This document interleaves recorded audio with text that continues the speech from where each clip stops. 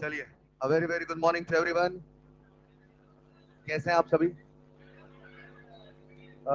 सबसे पहला सवाल, आप लोगों का पेपर कैसा गया? क्या आपने एक दो सवाल नेगेटिव किए हुए हैं?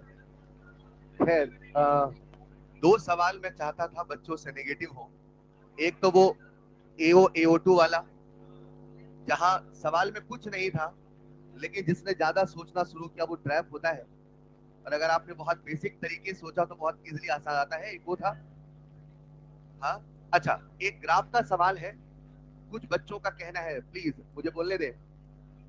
कुछ बच्चों का कहना है कि उसमें पहले ऑप्शन में लिखा है L/A, और क्योंकि पहले ऑप्शन में देखने में लगता है L/A लिखा है, इसीलिए उसका आंसर अब फाइनल है थर्ड। हालांकि कुछ बच्चों को लगता है आंसर 1 3 दोनों होना चाहिए। वो L/A नहीं, वो भी 1/A है, वो भी 1/A। लेकिन अगर आप सवाल ध्यान से देखें तो पहले ऑप्शन में लिखा है L/A, और यही कारण है कि अगर हम गिवन फ्रेम में आंसर दें तो आंसर केवल क्या जाएगा? थर्ड। इसलिए उसका करेक्शन हो गया है और आंसर होगा थर्ड। चलेगा? तो प्रॉब्लम नंबर 93 का आंसर करेक्शन है थर्ड। एक बात। दूसरी बात, प्यारे बच्चों, आप सबसे रिक्वेस्ट है, जो भी आपके पेपर हो रहे हैं, अगर कोई सवाल, मतलब देखो, मैं जब सवाल बनाता हूं तो कोशिश करता हूं कि कुछ ऐसा हो जिससे आप सीखें। तो अगर कोई सवाल ऐसा है, खुश है बच्चे, अगर कोई सवाल ऐसा है जो आपसे नहीं बना है, आप उन सवालों को मार्क करिए। मैं कोशिश करता हूं एटलीस्ट आपसे निगेटिव कराऊं। उन सवालों को अलग से कहीं लिखे रहिए, उसको रिवीजन करते रहिए। समझ पा रहे हैं क्या? आओ आज की क्लास शुरू करते हैं। शुरू करें? प्यारे बच्चों, लास्ट क्लास में हम लोग केमिकल इक्विलिब्रियम पढ़ रहे थे, और जहां तक मुझे याद है एक छोटा सा टॉपिक रह गया है। तो पहले एक बार वो टॉपिक खत्म कर दूं और फिर आगाज करते हैं एक नए चैप्टर का, जिसका नाम है आयनिक इक्विलिब्रियम। उसके पहले शुरू हो जाऊं तो क्लास का नियम होगा, न कोई अगल है न कोई बगल है, बस हम और आप। सुनते चलिएगा, लिखते चलिएगा, पढ़ते रहिएगा प्लीज। शुरू हो जाऊं क्या? शुरू हो जाऊं बच्चों, पीछे वालों? ठीक है, चलिए। तो कहानी में लास्ट क्लास में हम लोग बात कर रहे थे केमिकल इक्विलिब्रियम, और केमिकल इक्विलिब्रियम में लास्ट क्लास में हम लोगों ने पढ़ा था लॉकअप। आपका ध्यान चाहिए। और लॉकअप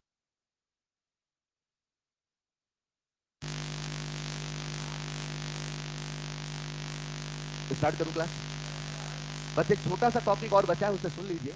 हालांकि ये जो दो टॉपिक है, एक होमोजेनियस इक्विलिब्रियम और एक दूसरा कैलकुलेशन ऑफ अल्फा, जो मैं अभी डिस्कस करने वाला हूँ, दोनों में से पिछले कई सालों से नीट में सवाल नहीं आ रहा। तो इसे हम इतने इंपॉर्टेंट कैटेगरी में नहीं लेते, क्योंकि इस साल सिलेबस का चेंज हुआ है और प्रैक्टिकल केमिस्ट्री को इंपॉर्टेंस दिया जा रहा है। इसलिए इस टॉपिक को भी मैं आपसे डिस्कस कर रहा हूँ। लिखिएगा नेक्स्ट पॉइंट, कैलकुलेशन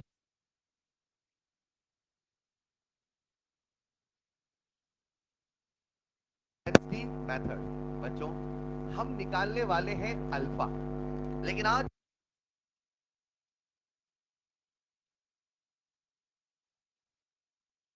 केमिस्ट्री की कहानी शुरू हुई। सबसे पहला चैप्टर आया था सॉल्यूशन, और सॉल्यूशन चैप्टर में भी हमने अल्फा एक बार निकाला था। और उस समय अल्फा हम निकाला करते थे वॉन्ट ऑफ फैक्टर से। उस समय आपको मैंने पढ़ाया था वॉन्ट ऑफ फैक्टर आई, और आई का फॉर्मूला बताया था आई बराबर O/C, IOC। उस समय दो फॉर्मूले आए थे, एक डिसोसिएशन का और एक एसोसिएशन का। तो उस समय आई से हम लोग अल्फा निकाला करते थे, और आई का फॉर्मूला था I = 1 + n-1 इंटू अल्फा। वो पहला चैप्टर था जब हमने अल्फा निकाला था। हमने तब भी अल्फा निकाला था, आज भी अल्फा निकाल रहे, बस तरीके अलग हो रहे। फिर दूसरा चैप्टर आया इलेक्ट्रोकेमिस्ट्री।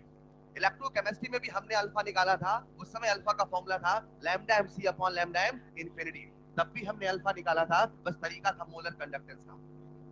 फिर चैप्टर आया केमिकल काइनेटिक्स। तब आपको हमने इक्वेशन, अल्फा का फॉर्मूला था 1 - e⁻⁻kt। तब भी हमने अल्फा निकाला था, उस समय तरीका अलग था, आज भी तरीका अलग है। इस पूरे चैप्टर में हमने बार बार अल्फा ही निकाला और एक फॉर्मूला आपको पढ़ाया nx = a अल्फा। लेकिन आज अल्फा निकालने का एक और तरीका सिखाने वाला हूं, और वो तरीका है वेपर डेंसिटी का। इस तरीके को समझने के लिए थोड़ा फील करना पड़ेगा। प्यारे बच्चों, सबसे पहले आपको याद दिला,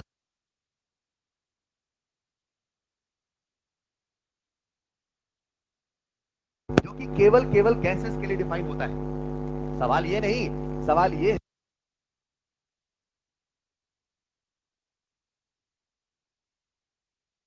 मतलब हमने उस गैस की डेंसिटी को हाइड्रोजन के रिस्पेक्ट में निकाला है। मतलब आप इमेजिन करो यहाँ पे गैस है, उसकी डेंसिटी निकाली, सर वो कैसे निकाले? मास अपॉन वॉल्यूम, उसकी डेंसिटी आ गई। अब उस डेंसिटी को उसी कंडीशन में मौजूद हाइड्रोजन की डेंसिटी से डिवाइड कर दो तो क्या मिल जाएगा? Vapour density. इसे थोड़ा प्रैक्टिकल समझना।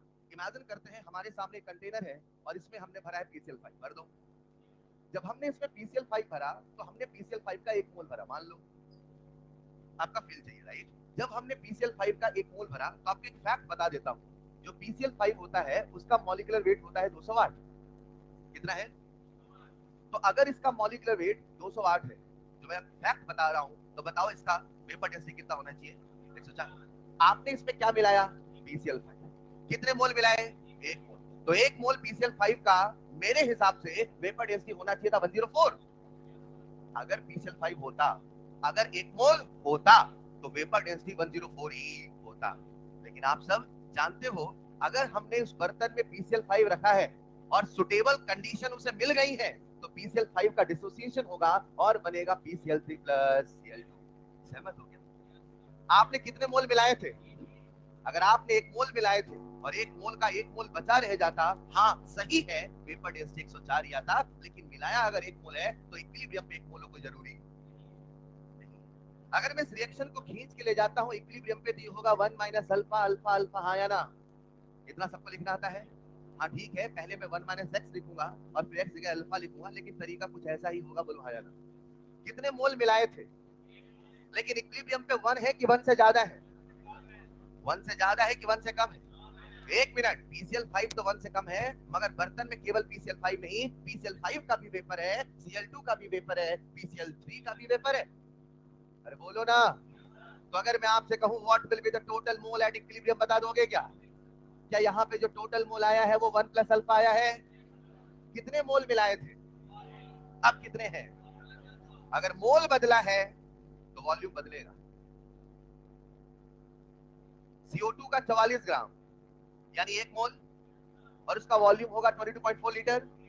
ऑक्सीजन का 32 ग्राम यानी 1 मोल, और उसका वॉल्यूम होगा 20 पॉइंट, बोलो ना बच्चों। PCl5 का 208 ग्राम, 1 मोल, और उसका वॉल्यूम होगा 20.4 लीटर। अगर 1 मोल है और अगर वो गैसियस फॉर्म में है और एसटीपी कंडीशन है तो आई एम डैम श्योर उसका वॉल्यूम कितना होगा? 22.4 लीटर। मैंने 3 बातें बोली हैं, अगर वो गैसियस है, अगर 1 मोल है, अगर एसटीपी कंडीशन है, बोलो हाँ या ना?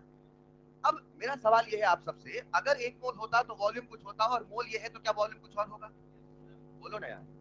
अगर मैं कहूं वेपर डेंसिटी का फॉर्मूला होता है density of any gas with respect to density of hydrogen gas, तो आप ये भी तो कह सकते हो ना डेंसिटी का फॉर्मूला है मास अपॉन वॉल्यूम, हाँ या ना? यानी वेपर डेंसिटी वॉल्यूम के डायरेक्टली प्रोपोर्शनल हुआ कि इनवर्सली? यानी मैं ये भी तो कह सकता हूं वॉल्यूम बदलेगा तो वेपर डेंसिटी। मेरी बात समझ पा रहे क्या? पहले कितना मोल था तो वॉल्यूम कितना होना चाहिए एसटीपी पे? अगर 1 मोल था और कंडीशन एसटीपी की है तो पहले इसका वॉल्यूम होना चाहिए 22.4 लीटर। होना चाहिए था कि ये है, ये सच्चाई थी कि ये थ्योरेटिकल है। आपने कितना मिलाया था? लेकिन 1 मोल है कि 1 प्लस अल्फा? थ्योरेटिकल कितना था? ऑब्जर्व कितना है? 1 थ्योरेटिकल है तो वॉल्यूम भी थ्योरेटिकल होगा कि ऑब्जर्व? तो क्या मैं इसे थ्योरेटिकल वॉल्यूम कह दूं, बोलो चलेगा? लेकिन मोल कितना है? तो इससे वॉल्यूम यही होगा, कुछ और होगा? इससे जो वॉल्यूम होगा शायद होगा 1 प्लस अल्फा इंटू 22.4, बोलो हाँ या ना? जैसे बोलो प्यारे बच्चों में थ्योरेटिकल वॉल्यूम बोलो कि ऑब्जर्व? अगर आपने वॉल्यूम लिया थ्योरेटिकल तो वेपर डेंसिटी थ्योरेटिकल आएगा कि ऑब्जर्व? वेपर डेंसिटी आएगा, वेपर डेंसिटी आएगा। क्या इससे वेपर डेंसिटी थ्योरेटिकल आएगा? थ्योरेटिकल वेपर डेंसिटी को मैंने बोला dt, बोलो चलेगा? और ऑब्जर्व वेपर डेंसिटी को बोल रहा हूं डी। फील करना, ये क्या है? थ्योरेटिकल। ये किससे निकल के आएगा? इनिशियल मोल से, यानी कि उसके मॉलिक्यूलर वेट से। अभी फिलहाल PCl5 के केस में थ्योरेटिकल वेपर डेंसिटी की वैल्यू कितनी है? 10।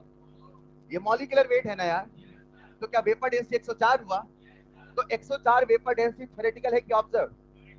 आप सबसे पूछता हूं, आप सोच रहे हो 104, लेकिन सच बताओ 104 होगा कि 104 से अलग? 104 से अलग क्यों होगा समझे? क्योंकि इक्विलिब्रियम पे मोल अलग तो वॉल्यूम भी अलग तो वेपर डेंसिटी भी अलग होगा। बोलो हाँ या ना? बस यहीं पे हमने कंसेप्ट लगाया और इससे अल्फा निकाला। मैं फिर कहता हूं, मैं ये नहीं कह रहा हूं अल्फा निकालने का एक तरीका है, हर बार हम अल्फा नए नए तरीके से निकाल रहे हैं। आज अगर मुझे अल्फा निकालना है तो मैं क्या कहूंगा जरा सुनिएगा, ये है dt और ये है d नॉट। अभी मैं आपसे कह रहा था कि जो थ्योरेटिकल वेपर डेंसिटी है, रुको रुको, dt का मतलब और d नॉट का मतलब, इनिशियल मोल से कौन आएगा? इक्विलिब्रियम मिक्सचर से। क्या ये जो dt है वो वॉल्यूम के इनवर्सली प्रोपोर्शनल है? क्या जो d नॉट है ये भी वॉल्यूम के इनवर्सली प्रोपोर्शनल है? अगर मैं दोनों को डिवाइड करूं चलेगा? जब मैं दोनों को डिवाइड करूंगा तो बनेगा dt by d naught equal to v naught by v t. हाँ या ना? क्या आप मुझे वी नॉट की वैल्यू बता सकते हो? 22.4 इंटू वन प्लस, पक्का? क्या आप मुझे प्यारे बच्चों dt वी टी की वैल्यू बता दोगे? 22.4। तो 22.4 कैंसल आउट। क्या ये प्यारे बच्चों वन प्लस अल्फा बनेगा? यानी मैं एक रिलेशन निकाल सकता हूं, one plus alpha equal to d t by d naught. हाँ या ना? हम क्या निकालने चले थे? क्या निकालने चले थे? क्या निकालने चले थे? किसकी मदद से? लेकिन अब हमें दो वेपर डेंसिटी चाहिए, एक चाहिए थ्योरेटिकल, दूसरा चाहिए अल्फा। निकल जाएगा। अगर मैं इसे सिंप्लीफाई करूं तो बताओ अल्फा का फॉर्मूला क्या बनेगा? D t by d not minus one. Done. इसे थोड़ा रीअरेंज कर दूं क्या? तो इसे मैं रीअरेंज करके क्या लिख सकता हूं? डी टी माइनस, अरे हाँ या ना, D t minus D naught upon D naught. ये हमारे सामने क्या आ गया? अल्फा। क्या निकालने चले थे? प्रश्न में देगा D T D not, value रख के सॉल्व कर लोगे।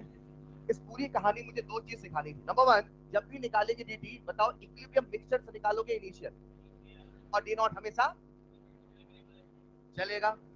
कॉपी में लिखिए next point, calculation of alpha using vapour density method. लिख लेना रिलेटेड टू प्रैक्टिकल केमिस्ट्री, ये लिखे रहना।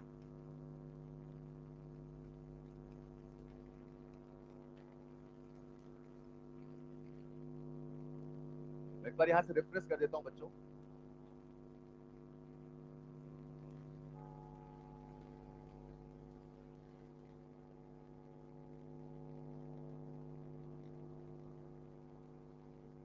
अरे बच्चे अभी खत्म नहीं हुआ, सुनिएगा। एक बार खत्म हो जाने दें, फिर आपको जो डाउट हो डिस्कस करेंगे। मैंने अभी आपको दो ही चीजें सिखाई, एक है dt और दूसरा है d नॉट। पिछले कई सालों से नीट में सवाल नहीं आया, मगर इसका ये मतलब नहीं कि फिर भी नहीं आएगा। आ भी सकता है और नहीं। सब पढ़े रहिए, आ गया तो ठीक है, नहीं आया तो भी ठीक है।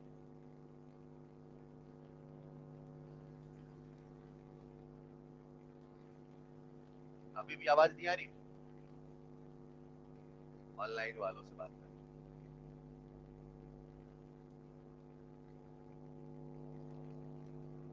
नेक्स्ट स्लाइड कर दो।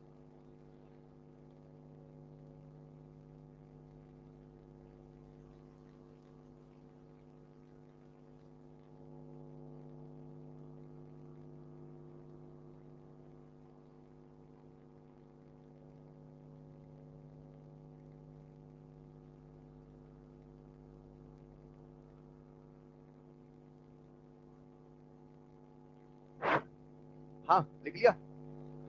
नेक्स्ट स्लाइड में फॉर्मूला लिख लीजिएगा। तो हम सबके सामने एक फॉर्मूला आ चुका है, alpha equal to d t minus D naught upon D naught.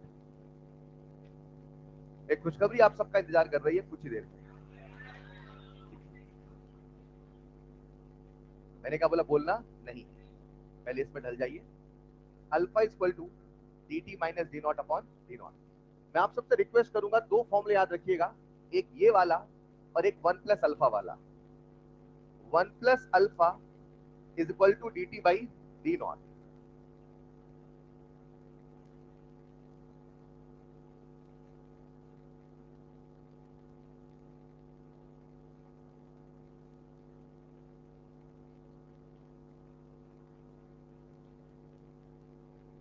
ये कैसे पता चला?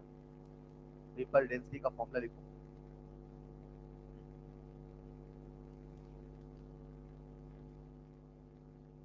लिख लिया होगा सबने? प्यारे बच्चों, ये जो फॉर्मूला आपके सबके सामने आया है, ये फॉर्मूला मात्र इस रिएक्शन के लिए। जब यही फॉर्मूला हम किसी भी जनरल रिएक्शन के लिए डिराइव करते हैं, तो इमेजिन करते हैं हम सबके सामने एक रिएक्शन है N1A से बना N2B प्लस N3C। जरा मुझे जल्दी से इस रिएक्शन का डेल्टा एनजी बता सकते हैं आप? उन्हें अपना काम करने तो आप इधर ध्यान देंगे। डेल्टा एनजी कितना है? N2 plus N3 minus N1, आया ना?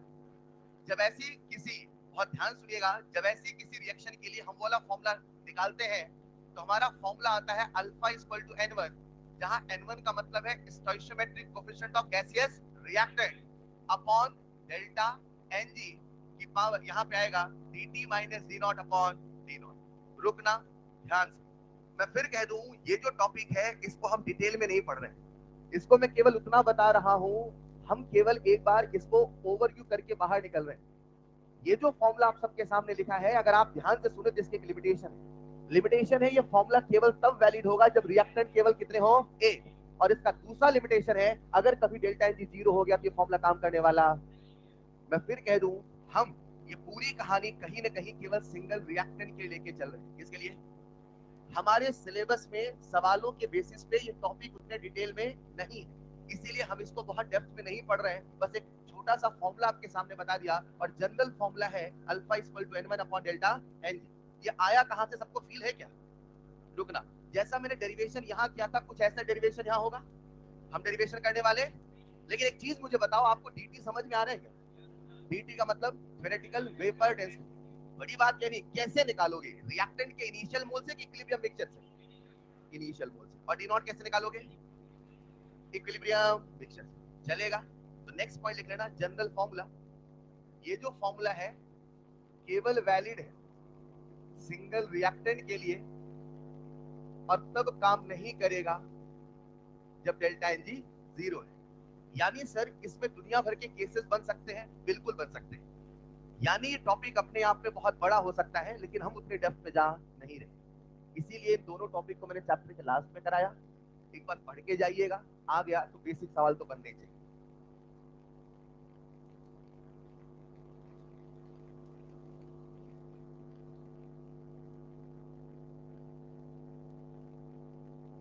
क्या कोई ऑनलाइन है क्लास में? आवाज वगैरह कुछ नहीं आ रही?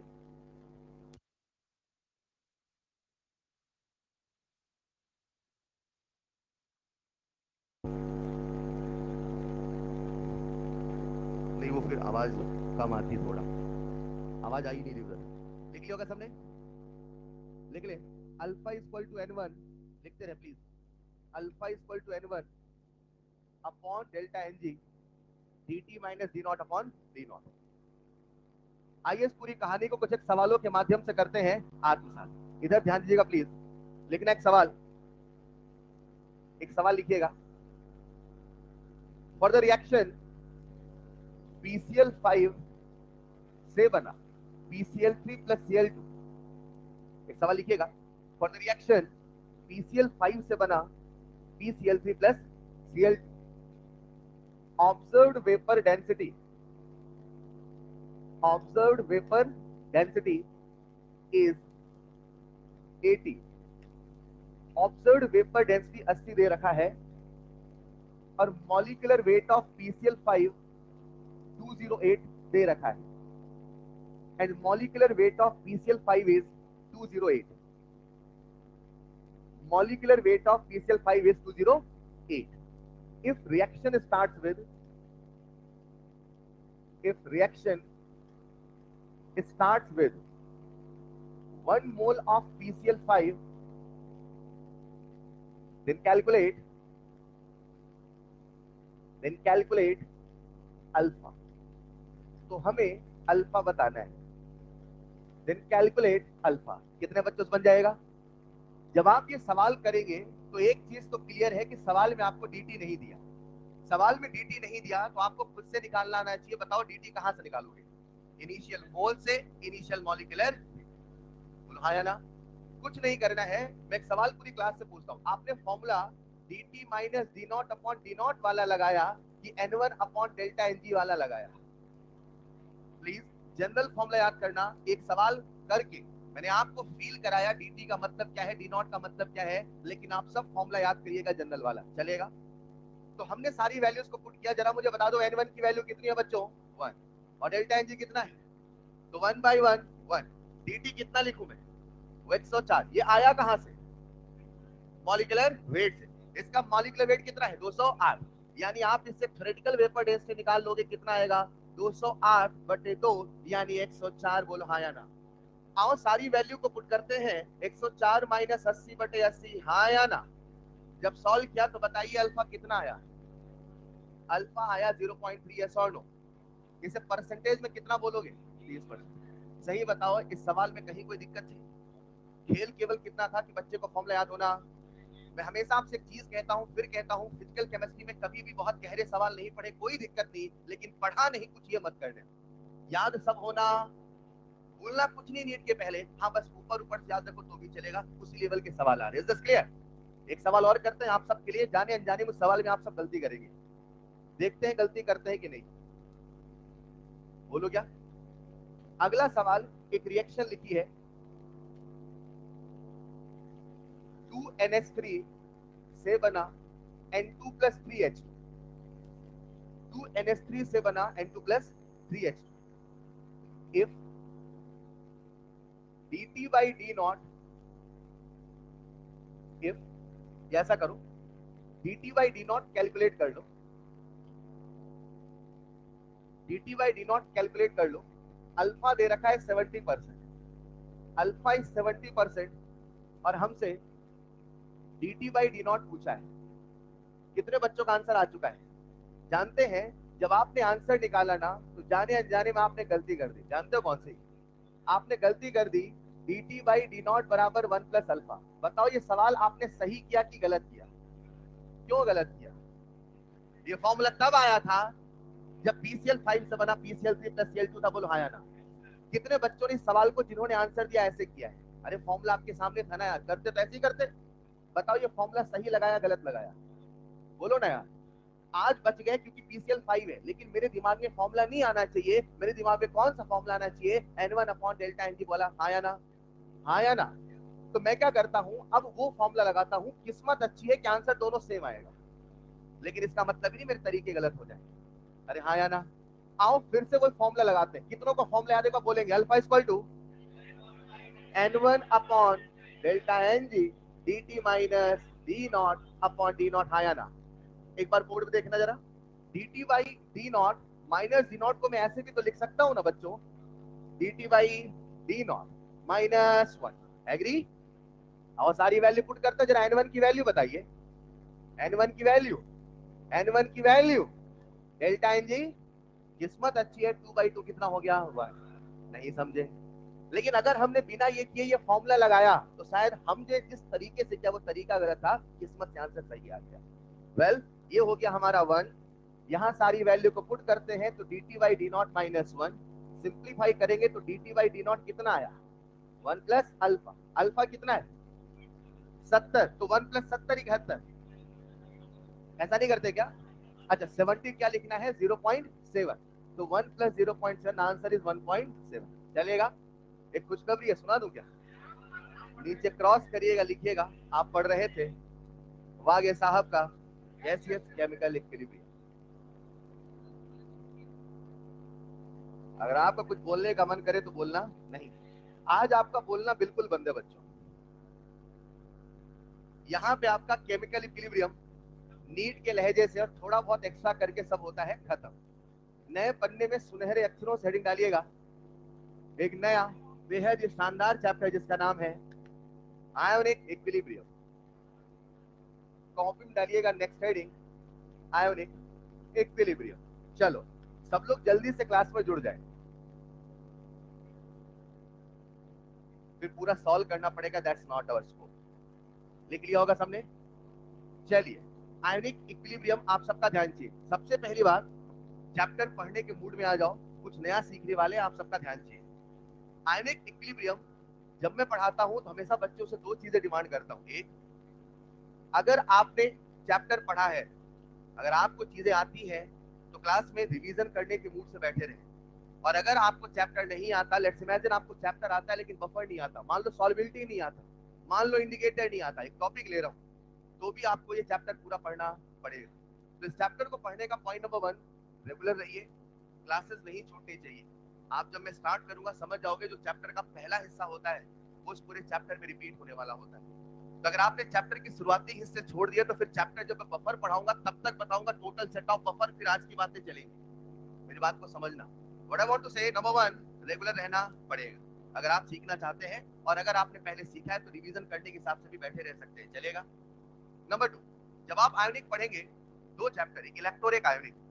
हमारे सिलेबस में ऐसे है फिजिकल केमिस्ट्री में जो अक्सर अक्सर हमें परेशान करते हैं, और परेशान करने का रीजन है अक्सर हम भूल जाते हैं। इनमें कंटेंट इतना ज्यादा है कि हम भूल जाते हैं। मैं नहीं कहता हूँ चैप्टर कठिन है, बहुत आसान है, कंटेंट इतना है कि हम भूल जाते हैं। तो आपको क्या करना है, जब तक आने के लिए चलेगा आपको एक आदत डाल के रखनी है, डेली शॉर्ट नोट्स बना के चलना है। क्या बनाना है? शॉर्ट नोट्स का मेरा मकसद शुरू से एक ही चीज रहा कि बच्चे को नोट्स कॉपी याद होनी। अगर आपको वो नोट्स कॉपी पढ़ने से याद हो रही चलेगा, अगर वो पढ़ने से नहीं याद हो रही तो शॉर्ट नोट्स बना बना के याद करना पड़ेगा। What I want to know, अगर आप यहाँ थर्ड लेक्चर बैठे हैं तो आयोनिक के लेक्चर 1 लेक्चर 2 आपको याद होने चाहिए। अगर मैं पानी का किस्सा बता रहा हूँ तो पानी का अल्फा, पानी का केट, ये सब याद होना चाहिए। जब याद होगा तो सवाल करने का मजा अलग आएगा, चलेगा। तो अगर हम 4th 5th लेक्चर में है तो बच्चे को याद होना चाहिए। हाँ, जिसको नोट्स पढ़ने से नहीं याद होता वो डेली शॉर्ट नोट्स बना के याद करेगा, लेकिन ये काम आपको करना पड़ेगा। तो 2 चीजें, नंबर 1 रेगुलर रहिए, और नंबर 2 डेली शॉर्ट नोट्स बनाने का लॉजिक समझ गए। ये करिए, चैप्टर जब खत्म होने लगेगा आपको सारी चीजें याद रहेंगी। प्यारे बच्चों, इस चैप्टर में हम बार बार एक ही काम करते हैं, और इस चैप्टर का सबसे बड़ा यूसेंस है, ऑल ओवर चैप्टर में हम एक ही काम करते हैं, और वो है पीएच कैलकुलेशन। क्या करते हैं? अब पीएच कैलकुलेशन क्या है, कैसे करते हैं, किसका करते हैं, वो सारी बातें समझेंगे। लेकिन दिमाग में एक चीज सेट कर लो, इस चैप्टर में हम एक ही काम करते हैं, वो क्या करते हैं? पीएच। और कुछ करते ही नहीं है, पूरे चैप्टर में क्या कर रहे हैं? पीएच कर रहे हैं। लेकिन पीएच कैलकुलेशन करने का हमारा तरीका क्या होगा, चैप्टर स्टार्ट कैसे होगा? इस चैप्टर को सिखाने के लिए हम सीधे पीएच कैलकुलेशन से स्टार्ट नहीं करते। सबसे पहले आपको मैं इस चैप्टर में कुछ बेसिक बातें बताऊंगा। ये बेसिक बातें कुछ ऐसी होंगी प्यारे बच्चों जो इस पूरे चैप्टर में कहीं ना कहीं काम आएंगी। तो हम लोग जब चैप्टर स्टार्ट करते हैं सबसे पहले क्या पढ़ेंगे? Some basic concept. ये बेसिक कंसेप्ट ऑफ केमिस्ट्री नहीं है, ये मोल कंसेप्ट नहीं है, ये ऐसे कंसेप्ट है जो इस चैप्टर में काम आने वाले। हेलो। और जब बेसिक कंसेप्ट सीख जाओगे तो फिर सिलसिला किसका शुरू होगा? PH calculation. अब पीएच कैलकुलेशन कैसे करेंगे वो सुनिएगा। एक दिमाग में ओवरव्यू बना लो ताकि पता है पूरा चैप्टर इसी फ्लो में चल रहा है। जब हम पीएच कैलकुलेशन करेंगे तो सबसे पहले हमेशा हमेशा हम लोग करेंगे सिंगल सॉल्यूशन। कैसे करेंगे? मतलब या तो सिंगल एसिड का सॉल्यूशन होगा, या तो सिंगल बेस का सॉल्यूशन होगा, सिंगल स्ट्रॉन्ग एसिड होगा, सिंगल वीक एसिड होगा, सिंगल स्ट्रॉन्ग बेस होगा, सिंगल वीक बेस होगा। मगर सॉल्यूशन कैसा चलेगा? पहले सिंगल।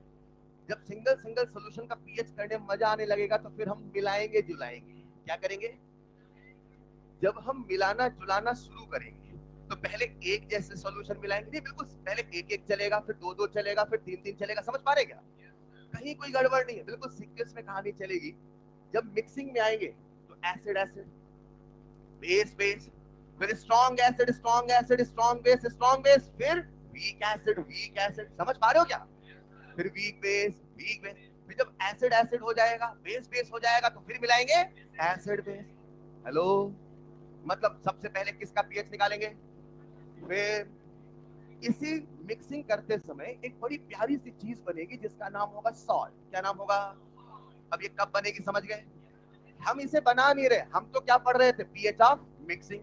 मगर मिक्सिंग में अचानक से क्या बनेगा? सॉल्ट। तो हम किसका पीएच निकालने लगेंगे? सॉल्ट का। तो वहीं पे टॉपिक आएगा जिसका नाम है सॉल्ट हाइड्रोलिसिस। समझना हम क्या कर रहे हैं। सबसे पहले चलेगा, फिर चलेगा। जब मिक्सचर ऑफ सॉल्यूशन लेंगे तो क्या पहले ए मतलब एसिड एसिड, फिर बेस बेस, फिर एसिड बेस। अरे बोलो ना। एसिड बेस लेंगे तो क्या बनेगा? तो कौन सा टॉपिक पढ़ा? अब क्या होगा? सॉल्ट भी बना होगा, उसमें थोड़ा सा एसिड भी और मिलाएंगे, फिर थोड़ा सा बेस और मिलाएंगे, तो वहीं पे एक नया सॉल्यूशन बनेगा जिसका नाम होगा बफर सॉल्यूशन। चीजें बनती जाएंगी। Hello. Single single double double, अचानक से कुछ बनता जाएगा और हम टॉपिक में आते चलेंगे, चलेगा। तो जब हम सॉल्ट हाइड्रोलिसिस पढ़ के निकलेंगे तो फिर एक नया टॉपिक आ जाएगा जिसका क्या नाम होगा? बफर। हेलो। बफर क्या होता है, क्यों होता है, कैसे होता है, वही सारी चीजें। जब बफर सॉल्यूशन हो जाएगा तो इस बार मैं एक नया टॉपिक यहाँ ऐड कर रहा हूँ प्रैक्टिकल केमिस्ट्री के लिहाज से, जिसे हम कहेंगे टाइट्रेशन एंड इंडिकेटर। पहले भी पढ़ाते थे, लेकिन पहले वही छू के निकल जाते, जैसे पेपर टेस्ट छू के निकल गया ना, डेल्टा एनजी निगेटिव हुआ तो क्या, ये हुआ तो क्या, वो सारी बातें हम क्यों नहीं कर रहे हैं? इसलिए नहीं कर रहे हैं क्योंकि हमारे सिलेबस में आता नहीं है। चलेगा? इन द सेम वे पहले भी हम केवल क्या लेके निकल जाते थे, इंडिकेटर बता के हल्का सा इंट्रोडक्शन, लेकिन इस बार अब हम इंडिकेटर को एक्सप्लेन करेंगे, कैसे टाइट्रेशन करते हैं, कितने टाइप के होते हैं, सारी बातें चलेगी। चलेगा? जब ये सारी इंडिकेटर की थ्योरी हो जाएगी तो फिर प्यारे बच्चों एक नया टॉपिक आएगा यहीं पे, जिसका नाम होगा सॉल्युबिलिटी एंड सॉल्युबिलिटी प्रोडक्ट। क्या चैप्टर का सीक्वेंस समझ पा रहे हो? ये जो सॉल्युबिलिटी और सॉल्युबिलिटी प्रोडक्ट है, ये बिल्कुल अपने आप में इंडिपेंडेंट टॉपिक होगा, कहीं से कोई इस पूरे आयनिक में रिलेशन नहीं होगा, बिल्कुल इंडिपेंडेंट टॉपिक। और जब सारा चैप्टर हो जाएगा तो फिर अंत में आएंगे हम लोग theoretical part of ionic. Hello, तो ये चैप्टर कहां कहां से कैसे कैसे गुजरेगा, क्या दिमाग में थोड़ा एक ओवरव्यू बना? फिलहाल सुनेगा तो कहानी कहां से स्टार्ट होगी? हम इस चैप्टर में एक ही काम करने वाले, वो क्या? पीएच। तो पहले सिंगल सिंगल सोल्यूशन और फिर मोर देन वन, मतलब हम सोल्यूशन को मिलाएंगे जुलाएंगे, हाँ या ना? तो मिलाने जुलाने कार्यक्रम में एसिड एसिड बेस बेस, फिर एसिड बेस बनेगा सॉल्ट, फिर सॉल्ट में फिर एसिड मिलाएंगे तो क्या बनेगा? बफर। चलेगा? यहाँ पे करेंगे टाइट्रेशन एंड इंडिकेटर, और लास्ट में solubility and then theoretical part of ionic, जहां सारी एसिड बेस थ्योरी की बातें चलेंगी। एक बार ये फ्लो चार्ट कॉपी में लिख लीजिएगा। अच्छा, जब ये चैप्टर शुरू होगा तो जैसा मैंने कहा, शुरू में आएंगे बेसिक कंसेप्ट। ये जो बेसिक कंसेप्ट है, कहीं ना कहीं आपने सुने होंगे थोड़े बहुत, और थोड़े बहुत इंडिपेंडेंट होंगे, लेकिन एक बार इस चैप्टर के लिहाज से समझना है हमें, क्या पता होना चाहिए। याद दिला दूं, दो चीजें किसी भी कीमत पे कॉम्प्रोमाइज ना हो, एक क्लास और दूसरा डेली शॉर्ट। तो तैयार है पढ़ने के लिए? आयोनिक इक्विलिब्रियम चलेगा? बच्चों, केमिकल इक्विलिब्रियम का होमवर्क हो गया है? कितने बच्चों ने खत्म कर लिया है? बाकी सब कब खत्म कर रहे हैं? आज खत्म करेंगे? चलिए आगे बढ़ेगा, टेस्ट तो हो गया। तो कॉपी में डालिएगा next heading, some basic concept before ionic. Some basic concept before ionic. तो आयोनिक पढ़ने के पहले कुछ छोटी छोटी बातें हमें पहले से पता होनी चाहिए। वो कौन कौन सी बातें हैं, आइए देख लेते हैं। अच्छा, ये जो बेसिक कंसेप्ट है इसमें सारी बातें होंगी, molarity, normality, log, anti log, उस सबको मैं यही मिक्स कर रहा हूँ, ठीक है? इस चैप्टर के पहले हमें क्या क्या आना चाहिए बच्चों? इसके बाद ये फ्लो चार्ट ऐसे चल रहा था, है ना? इतना तो समझ ही गए होंगे आप। नहीं समझे?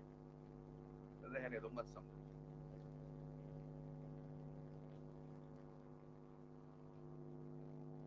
तो कुछ इस प्रकार से चैप्टर का फ्लो चलेगा। आइए कहानी स्टार्ट करते हैं। Number one, some basic concept before ionic. Heading डालिएगा, some basic concept before ionic. चलिए, कुछ बातें जो आपको पहले से पता है, कुछ बातें जो आपको पहले से पता है। आ जाओ सब लोग बोर्ड पे। क्या आप सबको मोलैरिटी याद है? अब बोर्ड पे, ठीक है? चैप्टर स्टार्ट हो रहा है भाई। अरे पढ़े कि ना पढ़े? ऑफ कोर्स पढ़ेंगे, है ना? आइए, कुछ कह रहे नहीं पढ़े हैं।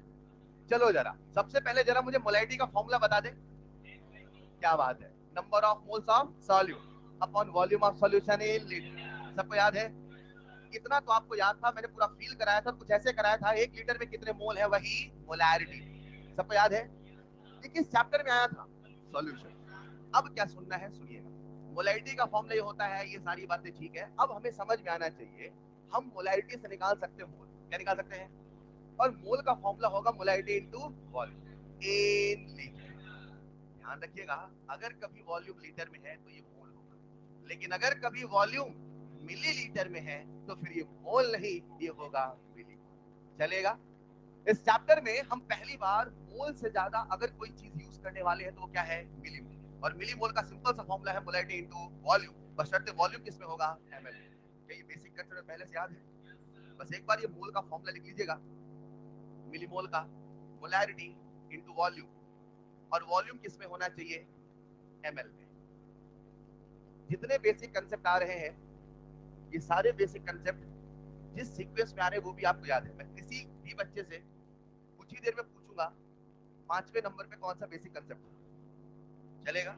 अभी मैं कहना वो नीट में नहीं आने वाला है, बस चेक करने के लिए कि आपका ध्यान है कि नहीं। चले, एक मिनट। मिली मोल जब निकालेंगे तो वॉल्यूम किस में रहेगा? मिलीलीटर। और वैसे मिली का मतलब क्या है? शब्द नहीं है, नंबर। जब भी आएगा मिली, क्या उसका मतलब 10⁻³ है? 10⁻³ मिली, मिली 10⁻³। आया ना? आ जाओ जरा। क्या आप सबने नॉर्मेलिटी सुना है? क्या सबको नॉर्मेलिटी का फॉर्मूला याद है? नॉर्मेलिटी का फॉर्मूला है gram equivalent upon volume of solution in litre. रुको, जब होगा वॉल्यूम लीटर में, किसमें होगा? तो ये ग्राम इक्विवेलेंट होगा। अरे आया ना?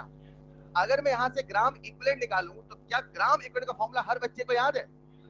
वॉल्यूम किसमें है? लीटर में कि मिलीलीटर में? लेकिन अगर कभी वॉल्यूम हो गया मिलीलीटर में तो मुझे बताओ अब ये ग्राम इक्विवेलेंट होगा कि मिलीग्राम इक्विवेलेंट? प्यारे बच्चों, क्या आप सबने रेडॉक्स पढ़ा है? क्या आप सबने रेडॉक्स में ग्राम इक्विवेलेंट के फॉर्मूले पढ़े हैं?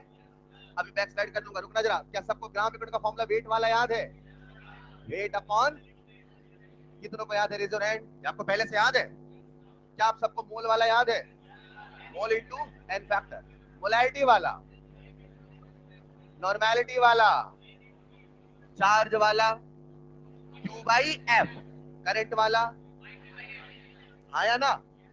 अगर वेट हुआ ग्राम में, सुनिएगा, वेट हुआ और मोल हुआ मोल, और ये हुआ लीटर, ये हुआ लीटर, तो ये होगा ग्राम इक्विवेलेंट। लेकिन अगर वेट हो गया मिलीग्राम में, इसमें हुआ, और ये हुआ मिली, और ये हुआ मिली, और ये हुआ मिली, तो बताओ ये ग्राम इक्विवेलेंट होगा कि मिलीग्राम इक्विवेलेंट?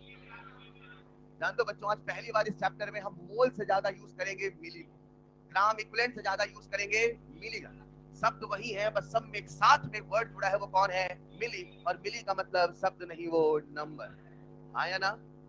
लिखिएगा नेक्स्ट पॉइंट।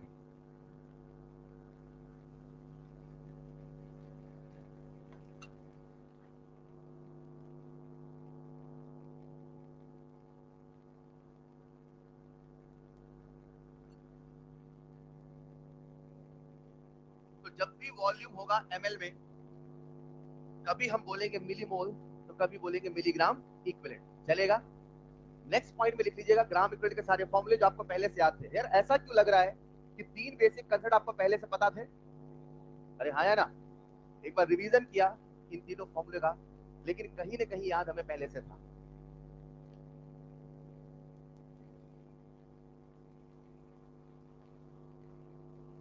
कितने बेसिक कंसेप्ट हो गए? तीन। नंबर वन पे मोलैरिटी, नंबर टू पे, नंबर थ्री पे ग्राम इक्विवेलेंट। ऐसे याद रखना पड़ेगा। चलेगा? प्यारे बच्चों, एक चीज बताओ, अगर मैं कभी कहता हूं आपसे एसिड, क्या कहता हूं? HCl एक एसिड है कि बेस है? अच्छा, HCl एसिड है मतलब वो क्या देगा? H प्लस है। अब जो पूछो बताना, अगर मैंने HCl का 1 मोल लिया, कितना मोल? तो बताओ HCl से कितने मोल H प्लस आएंगे? बोलो ना यार। एक मोल HCl से कितने मोल H प्लस? HCl एक स्ट्रॉन्ग एसिड है कि वीक एसिड? याद है सबको? नहीं याद है? अब इसके एक मोल लिए तो इससे H प्लस कितने आएंगे? सहमत हो? अगर एक मोल HCl लिया तो एक मोल H प्लस आएगा, हाँ या ना? अगर मैंने एक मोल H2SO4 लिया तो बताओ अब एक मोल H प्लस आएगा क्या? अब कितना आएगा? कुछ कहने वाला हूं, समझ में आया तो हाँ कहना। किसी भी स्ट्रॉन्ग एसिड का 1 मोल, किसी भी, किसी भी 1 मोल H प्लस देखो जरूरी। सहमत हो? इन द सेम वे किसी भी स्ट्रॉन्ग बेस का 1 मोल, 1 मोल OH माइनस देखो जरूरी। चलो अब हम क्या निकालते हैं? इन दोनों का ग्राम इक्विवेलेंट। क्या निकाले? HCl के कितने मोल लिए? क्या ग्राम इक्विवेलेंट का मोल वाला फॉर्मूला है? मोल इनटू, मैंने HCl का ग्राम इक्विवेलेंट निकाला और वो लिखूंगा formula mole into an factor. हाँ या ना? इसके कितने मोल है? एन फैक्टर कितने ग्राम इक्विवेलेंट? यानी आपने HCl का कितना मोल लिया तो कितने ग्राम इक्विवेलेंट लिए? एक ग्राम इक्विवेलेंट से कितने मोल H प्लस? एक ग्राम इक्विवेलेंट स्ट्रॉन्ग एसिड से 1 मोल ऑफ H प्लस। आया ना? H2SO4 का कितना मोल? क्या इसका ग्राम इक्विवेलेंट निकाल लोगे? क्या ग्राम इक्विवेलेंट का formula mole into an factor होगा? इसके कितने मोल? कितने मोल? N factor. क्या इसका ग्राम इक्विवेलेंट 2 हुआ? ये ग्राम इक्विवेलेंट है कि मिलीग्राम इक्विवेलेंट? क्योंकि मोल है मिलीमोल। एक ग्राम इक्विवेलेंट कितने मोल H प्लस? 2 ग्राम इक्विवेलेंट कितने मोल H प्लस? हाँ ये सच है, 1 मोल एसिड 1 मोल H प्लस कोई जरूरी, लेकिन जितने ग्राम इक्विवेलेंट स्ट्रॉन्ग एसिड होंगे उतने मोल H प्लस होंगे, ये जरूरी है। नहीं समझ, बशर्ते वो स्ट्रॉन्ग एसिड होना।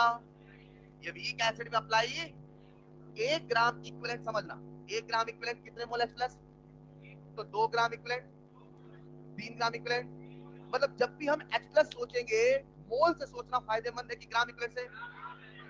1 ग्राम इक्विवेलेंट 1 मोल H प्लस, हाँ या ना? तो 1 मिलीग्राम इक्विवेलेंट 1 मिली मोल H प्लस। अरे यस और नो? यानी इस चैप्टर में हम जब भी सोचेंगे H प्लस, जब भी सोचेंगे OH माइनस, हम हमेशा यूज करेंगे ग्राम इक्विवेलेंट मिलीग्राम इक्विवेलेंट। चलेगा? कितने बेसिक कलर हो गए? 3। लिखना चौथा, लिखना जैसे बोलूं वैसे, ये समझा रहा। बेसिक कंसेप्ट नंबर 4 लिखना, 1 gram equivalent of any strong acid, 1 gram equivalent of any strong acid कितने मोल ऑफ H प्लस? लिख ले 1 मोल ऑफ H प्लस। तो इसी प्रकार से मैं कह सकता हूं 1 gram equivalent of any strong base कितने मोल ऑफ हाइड्रोक्साइड आए? 1। आसान है, बस याद रखना मैंने यहां पे बोला है स्ट्रॉन्ग एसिड और यहां पे बोला है स्ट्रॉन्ग, धीरे धीरे वीक भी आएगा। कितने बेसिक कंसेप्ट हो गए बच्चों? रिवाइज करेंगे। Number 1, number 2, number 3, gram equivalent सारे फॉर्मूले पढ़ाए कहीं और है लेकिन इस चैप्टर में काम आएंगे, याद होना चाहिए। चलेगा? नंबर 4, 1 ग्राम इक्विवेलेंट 1 मोल, जितने ग्राम इक्विवेलेंट उतने मोल H प्लस, उतने मोल OH प्लस, बशर्ते वो स्ट्रॉन्ग एसिड स्ट्रॉन्ग बेस होना। चलेगा? आगे बढ़े। प्यारे बच्चों, मैं इस चैप्टर में बार बार एक शब्द बोलूंगा एसिड, क्या बोलूंगा? और कभी बोलूंगा बेस। जानते हो हमारी इस पूरी केमिस्ट्री में, हमारी इस पूरी केमिस्ट्री में ऐसा कुछ ना कहे जो मुझे अच्छा ना लगे। अगर पढ़ना हो तो पढ़े। जो इस बच्चे ने बीच में कमेंट किया, प्लीज ऐसा क्यों कर, बीच में फ्लू टूटता है ना यार। नहीं, जिसने भी कहा है शांति से बैठे रहे। क्या कह रहा था मैं, सुनिएगा। हाँ मतलब वो एक क्लास वाला डेकोरम रखो ना यार, ठीक है? तो जब भी मैं कहूंगा एसिड, क्या कहूंगा? डाउट है तो हाथ खड़े पूछो, वहां लिखे रहो, बाद में डिस्कशन में रुक जाओ तब पूछो। कुछ बोल रहा हूं तो बीच में नहीं बोलना चाहिए ना। तो जब भी मैं कहूंगा एसिड, तो एक एसिड की बहुत सिंपल सी परिभाषा अगर कहा जाए क्या है, तो हमारी केमिस्ट्री आज इतने सालों से चल रही है, लेकिन एक केमिस्ट्री की विडंबना है, मैं हमेशा कहता हूं कि आज भी हमारे पास एसिड और बेस की यूनिक परिभाषा नहीं है। आज से कई साल पहले लोग टेस्ट करके बताते थे, चख के बताते थे खट्टा है। आप समझ सकते हैं अगर किसी भी केमिकल कंपाउंड को टेस्ट करके बता रहे हो, उसमें HCN जैसे कंपाउंड है, टेस्ट करके बताने चले हैं कि एसिड है कि बेस, समझ पा रहे क्या?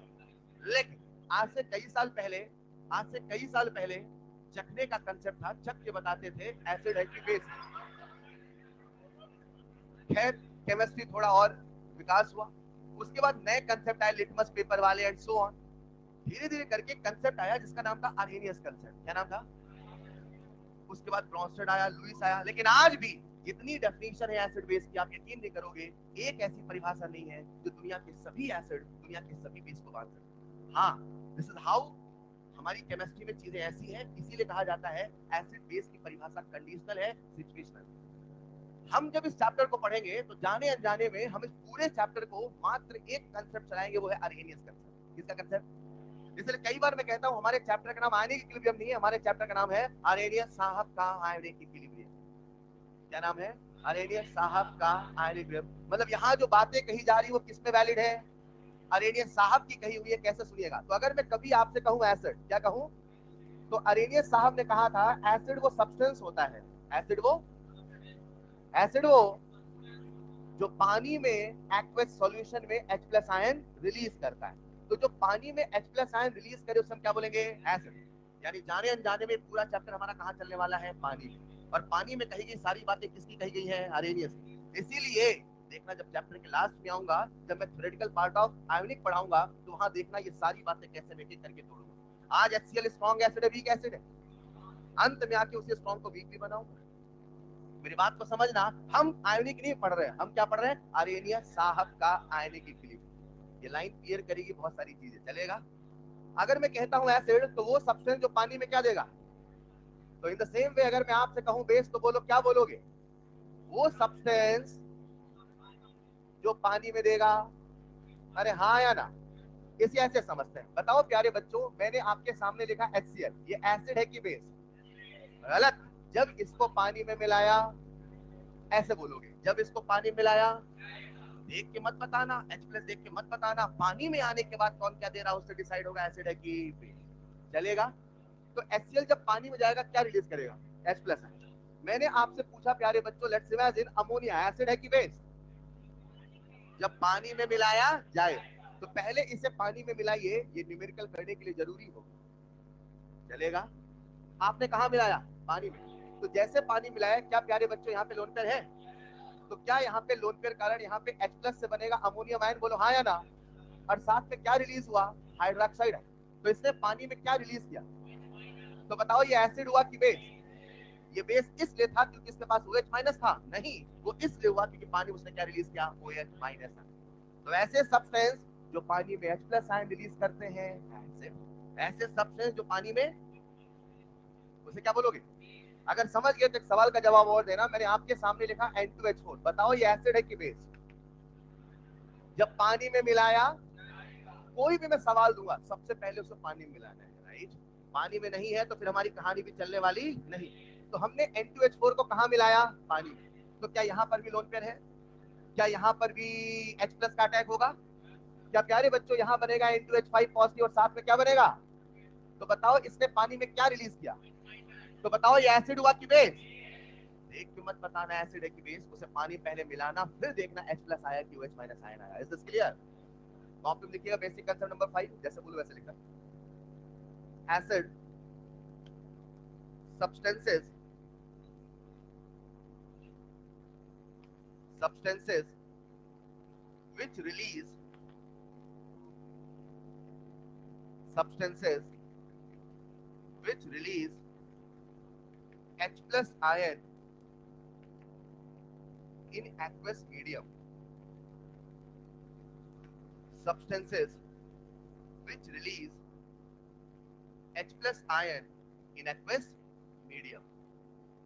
तो बेस की परिभाषा क्या होगी बच्चों, substances which release OH- ion in aqueous medium। अब H+ रिलीज करेगा तो क्या होगा, OH- आयन रिलीज करेगा तो क्या होगा, आगे की बात।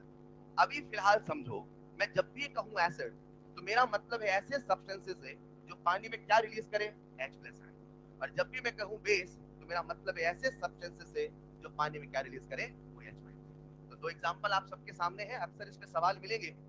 देख के मत बताना एसिड है कि बेस, पानी में क्या आता है इससे बताना एसिड है कि बेस। लिख लीजिएगा दोनों एग्जांपल और रिवाइज करते रहना कितने बेसिक कंसेप्ट हो गए।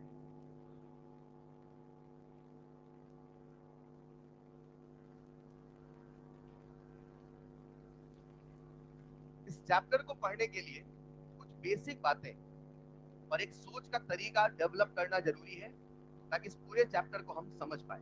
तो अभी वही चल रहा है, बेसिक कंसेप्ट बिफोर आयोनिक। मैं नहीं कहता हूं ये एसिड की मात्र एक परिभाषा है, मैंने ये कहा हम इस परिभाषा से पूरे चैप्टर को चलाने वाले हैं, इसको समझना पड़ेगा। चलेगा? तो अगर परिभाषाएं बदलेंगी तो हमारे कंसेप्ट बदलेंगे, और सब बताऊंगा चैप्टर के आखिरी में। देखो कैसे कैसे चीजें हो रही हैं। फिलहाल अभी पूरा चैप्टर कैसे कंट्रोल होने वाला है आर्हेनियस की दुनिया से। हेलो, इसीलिए हमारे चैप्टर का नाम क्या है, आर्हेनियस साहब का आयनिक इक्विलिब्रियम। और सारी कहानी कहाँ चलेगी, पानी में। कैसे चलेगी आते हैं, उसके पहले एक छोटा सा सवाल आप सबसे, प्यारे बच्चों बोर्ड पे आइए। कितने बर्तन नजर आ रहे हैं? क्या बात है, बहुत टैलेंटेड। देखो इमेजिन करो प्यारे बच्चों, ये जो सॉल्यूशन है वो एसिडिक है, मान लो। क्या है, आपका ध्यान चाहिए प्लीज। कैसा सॉल्यूशन है, तो हमने इसमें क्या मिलाया है?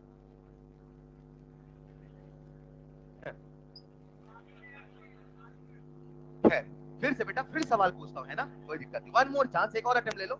इमेजिन करते सॉल्यूशन एसिडिक है, मान लो। अब बताओ इसमें हमने क्या मिलाया।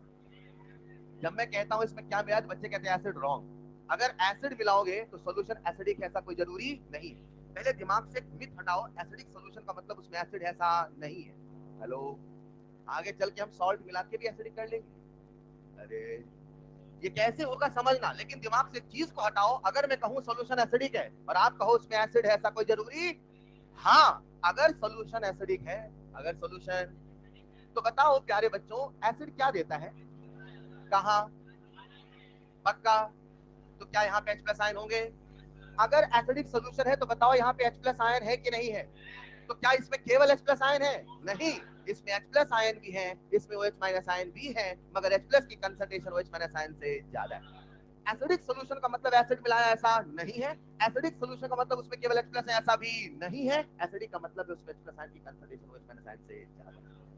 पहले सोच का तरीका चलेगा।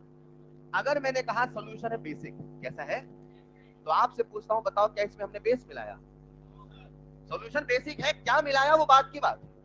अरे मगर सॉल्यूशन कैसा है? तो बताओ इसमें H प्लस है कि OH है?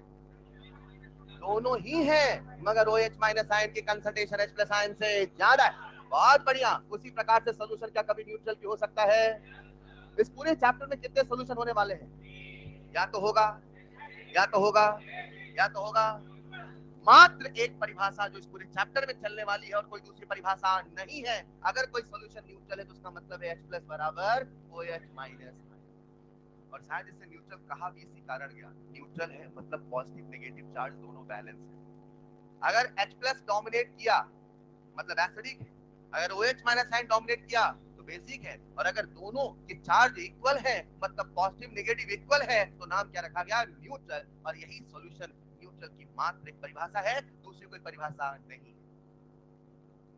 अगर कोई कहे आपसे न्यूट्रल सॉल्यूशन है pH7, अगर पुराना कुछ याद है, जो होना है हो सकता है, मगर अगर वो न्यूट्रल है तो one and only one definition H plus बराबर OH में। अब इससे क्या क्या होगा बात की बात है, लेकिन अगर न्यूट्रल है तो ये होना ही पड़ेगा। ये दिमाग में सेट रहेगा। कितने बेसिक मेथड हो गए? कितने हो गए? नंबर 1 बढ़िया, नंबर 2, नंबर 3, अब आयो फ्लो में नंबर 4। नंबर 4 1 ग्राम इक्विवेलेंट 1 मोल H प्लस, 1 ग्राम इक्विवेलेंट 1 मोल हाइड्रोजन। जितने ग्राम इक्विवेलेंट उतने मोल ऑफ H प्लस। याद आया? उसके बाद next basic concept, next basic concept type of solution. चलेगा? लिखते रहे जल्दी से। जब हम ये चैप्टर पढ़ेंगे प्यारे बच्चों, तो इस पूरे चैप्टर में बार बार मैं दो शब्दों का प्रयोग करूंगा, एक तो एसिड एक तो बेस। अब उसमें भी दो शब्द और, उनका मतलब क्या है एक बार समझ लेते हैं। नेक्स्ट टर्म तो आप समझ लो, अभी टर्मिनोलॉजी चल रही है राइट। इस चैप्टर को पढ़ने के लिए कौन कौन से शब्द हमें पहले से पता होने चाहिए। कहीं साइड में बादल बना के लिख लेना। Only definition for neutral solution, only definition for neutral solution is concentration of H plus is equal to concentration of OH minus। और कोई दूसरी डेफिनेशन नहीं है, बाकी सब रिजल्ट है, डेफिनेशन मात्र एक है। बाकी सब रिजल्ट है, डेफिनेशन मात्र एक है। ठीक है होगा बच्चों? इस पूरे चैप्टर में बार बार आगे बढ़े। हेलो, कितने बेसिक कंसेप्ट हो गए? 6 के बाद आओ जरा। प्यारे बच्चों इस पूरे चैप्टर में मैं दो शब्द हमेशा बोलूंगा, एक बोलूंगा, बोर्ड जुड़िएगा, कॉपी मत लिखना। Mono basic acid. क्या बोला? सुनना पहले। मोनो बेसिक, एक मिनट। एसिड कौन है? H प्लस आयन देता है। गलत, जो पानी में H प्लस आयन देता है। अच्छा, एसिड H प्लस आयन देता है तो H प्लस आयन किससे रिएक्ट करेगा? OH से। अरे बोलो ना, अगर एक H प्लस दिया तो कितने OH खाएगा? और दो H प्लस दिया तो तीन H प्लस दिया तो। एक एसिड कितने बेस कंज्यूम कर सकता है, मैं कहूंगा कितने बेस खा सकता है, वही कहलाता है उसका बेसिस है। क्या कहलाता है? रुको, क्या H प्लस देने वाला केवल एसिड है? H प्लस देने वाला एसिड है, किसने कहा? अर्हेनियस ने। और जितने H प्लस देगा उतने बेस खाएगा, ऐसा कह सकता है तो कौन कह सकता है? आर्हेनियस। तो आर्हेनियस ने कहा हर एसिड की होती है बेसिसिटी। सुनिएगा, आर्हेनियस ने कहा हर एसिड की होती है।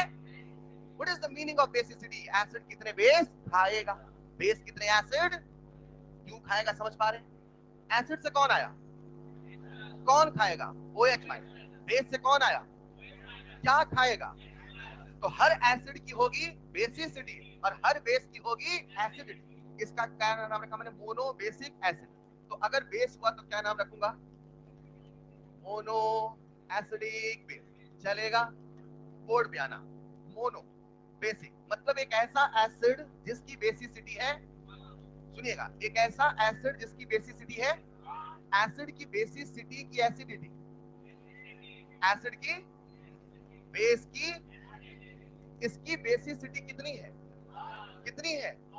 मतलब ये कितने बेस खाएगा, मतलब कितने H प्लस देगा। इसीलिए कहा जाता है बेसिसिटी का मतलब है total replaceable H plus ion, लेकिन इसकी परिभाषा H प्लस आयन से नहीं आई थी, कितने बेस खाएगा इससे आई थी। हेलो। लेकिन हमने उसका एक इनडायरेक्ट रिजल्ट निकाला, उसका एक इनडायरेक्ट कंक्लूजन निकाला कि अगर बेसिसिटी 1 है मतलब उसमें रिप्लेसेबल H प्लस आयन कितने हैं? नहीं समझे? अगर वो मोनो एसिडिक बेस है तो उसकी एसिडिटी कितनी है, यानी कि उसमें कितने रिप्लेसेबल हाइड्रोक्साइड आयन है। बच्चों जरा सुनिएगा ध्यान से जो मैं कहने वाला हूं। अगर मैं इस चैप्टर को पढ़ाऊंगा और चैप्टर पढ़ाते समय जब भी बोलूंगा मोनो बेसिक एसिड, क्या बोलूंगा? Mono basic. ये शब्द कई बार बोलने वाला हूं, हमेशा आप सबके मन में पिक्चर आ जाए जिसका नाम है H। क्या नाम है? एक minute. A for acid, acid H plus देगा base, sorry acid H plus देगा OH माइनस। ये किसने कहा? आर्हेनियस। तो हम सारी परिभाषा किसके लेके चल रहे हैं? HA कितने H प्लस देगा? बोलो ना, यानी इसकी बेसिसिटी। तो ये मोनो बेसिक एसिड, क्या बोला मैंने? रुकिएगा सब लोग बोर्ड पे आइएगा, आपको थोड़ा सा एक रिहर्सल करनी है। मैंने आपके सामने लिखा HA, नाम बोलो मोनो, मोनो। मैंने आपके सामने लिखा HCl, बोलो कितने H प्लस देगा? जो पूछो पहले वो बताना, कितने H प्लस देगा? कितने H प्लस? देख लो बेटा, कितने H प्लस? मैंने आपके सामने लिखा H3PO4, कितने H प्लस? H3PO3 कितने H प्लस? H3PO2 कितने H प्लस?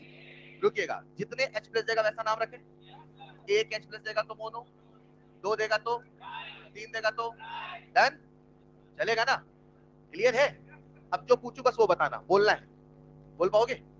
जो पूछू बताना। नाम बोलो, एसिड है कि बेस? पूरा नाम बोलो। मोनो, शानदार। मैंने आपके सामने कहा NaOH, एसिड है कि बेस? Mono acidic base. एक बार रिहर्सल कर लो, जब मैं आगे चलूंगा तो ये शब्दों को बहुत फ्रीक्वेंटली बोलना पड़ेगा। और कई बार बच्चे बोलते रहते हैं mono acidic base, mono basic acid, mono basic base, इसलिए थोड़ा सा एक बार बोल लेंगे, ठीक है? सुनिएगा, NaOH एसिड है कि बेस? चलेगा? पूरा नाम बोलो। Mono basic base, mono acidic base. चलो अभी आप सामने लिखा मैंने H2SO4, बोलना जरा। डाई, डाई, आराम से बोलो, सही बोलो, आ जाएगा, ठीक है? मैंने आपके सामने लिखा प्यारे बच्चों HBr, क्या बोलोगे? HBr नहीं बोलना है, मोनो, कोई बात नहीं बेटा, आराम से बोलो। एसिड है कि बेस? मोनो की डाई, तो एसिड के साथ बेसिक, मोनो बेसिक एसिड। मैंने आपके सामने लिखा H3PO4, कितने H प्लस देगा? 3, तो ट्राई बेसिक एसिड। मैंने आपके सामने लिखा कैल्शियम हाइड्रोक्साइड, एक H प्लस की OH माइनस, मोनो की डाई, तो डाई एसिडिक बेस। थोड़ा थोड़ा बोलना है, चलेगा? तो आप लिखिएगा next term mono basic acid. इस पूरे चैप्टर में बार बार इन शब्दों का प्रयोग होने वाला है।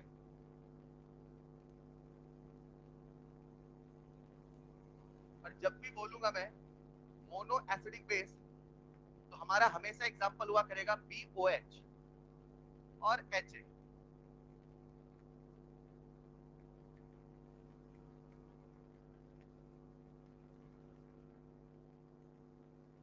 आओ देखते हैं कितने बेसिक कंसेप्ट हो गए, रिवाइज कर लो क्या?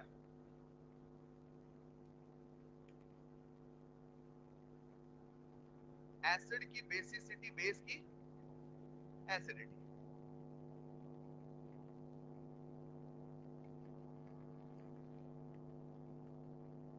चलिए, कितने बेसिक कंसेप्ट हो गए?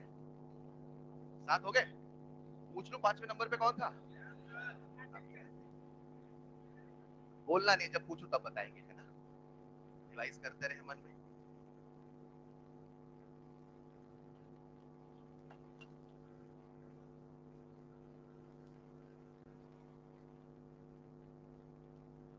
जनवरी, फरवरी, मार्च, अप्रैल, आगे भी गिन रहे हो क्या?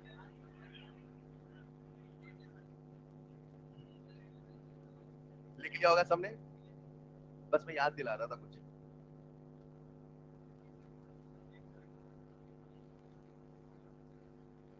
जल्दी से कॉपी मजा देखते हैं कुल कितने बेसिक करने लोगे, सबको सारे याद है? एक सवाल पूछ लूं क्या? एसिडिक सॉल्यूशन में एसिड मिला है कोई जरूरी? अगर एसिडिक सॉल्यूशन है तो H प्लस आयन की कंसंट्रेशन OH माइनस आयन से ज्यादा है, चलेगा? न्यूट्रल सॉल्यूशन की मात्र एक परिभाषा है, that is the concentration of H plus बराबर कंसंट्रेशन ऑफ OH माइनस। अरे हाँ या ना? चलो चलते हैं नेक्स्ट पॉइंट पे, चले क्या? देखो जल्दी दिया। एक सवाल पूछ लो आगे बढ़ते बढ़ते। क्या कहते हो strontium hydroxide SrOH whole twice क्या है? पूरा नाम बोलो। डाई एसिडिक बेस, चलेगा? आगे बढ़े बच्चों। इस पूरे चैप्टर में बार बार मैं आपसे कहूंगा एसिड बेस क्लियर है? एसिडिक सॉल्यूशन का मतलब क्या है, क्लियर है? जब हम ये चैप्टर पढ़ते प्यारे बच्चों तो बार बार एक कंसेप्ट यूज होने वाला है कैलकुलेशन में, जिसका नाम होगा लॉग। क्या नाम होगा? आओ समझते हैं क्या है। आप सबका ध्यान बोर्ड पे चाहिए, पहले एक बार देख लो। आ जाओ जरा। हम इस चैप्टर में जब भी कैलकुलेशन करेंगे तो कैलकुलेशन के लिए हम सबको आना चाहिए लॉग। ये होता क्या है समझते हैं। अगर कभी आपके सामने लिखूं मैं ln, क्या लिखूं? तो ln का मतलब है log to the base e। और अगर कभी लिखता हूं मैं log, तो log का मतलब है log टू द बेस 10। मतलब बेस बदलेंगे, बेस बदलेंगे, इधर आओ। हाँ?